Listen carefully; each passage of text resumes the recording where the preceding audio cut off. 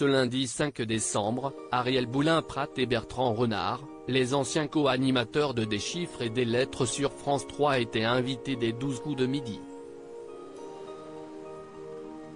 L'occasion pour Stéphane, le maître de midi actuel, d'évoquer lui aussi le chômage qu'il a connu.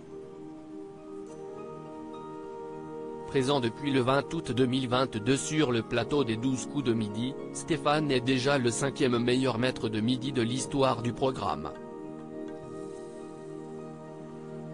Et maintenant qu'il a réussi à s'arranger avec ses employeurs, il dispose de tout le temps nécessaire pour continuer l'émission le plus loin possible.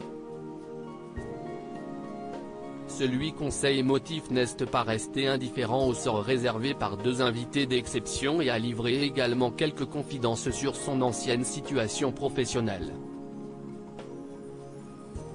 Jean-Luc Reichmann soutient Ariel Boulin-Prat après son éviction de France 3 ce lundi 5 décembre. Les téléspectateurs du jeu du midi de TF1 ont eu le plaisir de voir Ariel Boulin-Prat et Bertrand Renard être invités tout au long de l'émission.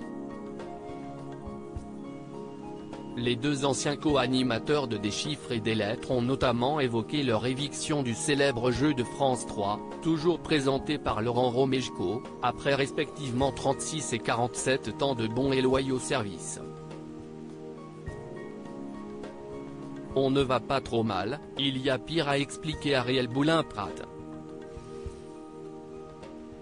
On est conscient qu'il y a des gens qui vivent des situations bien pires que la nôtre. Ça nous a donné un coup, on ne peut pas le nier.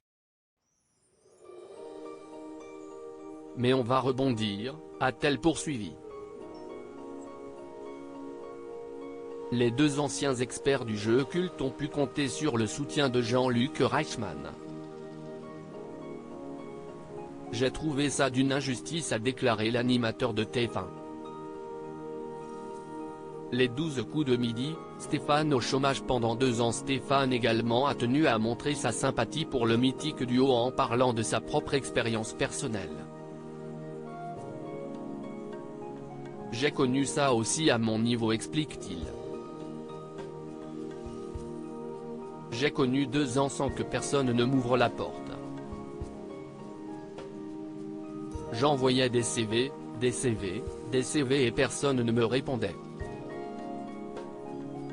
Grâce à un ami qui travaille où je suis, il m'a dit « Tu as rendez-vous après-demain » et depuis je n'aille plus quitter l'usine. Des aveux touchants qui n'ont pas déstabilisé le maître de midi qui a réussi à vaincre ses adversaires du jour.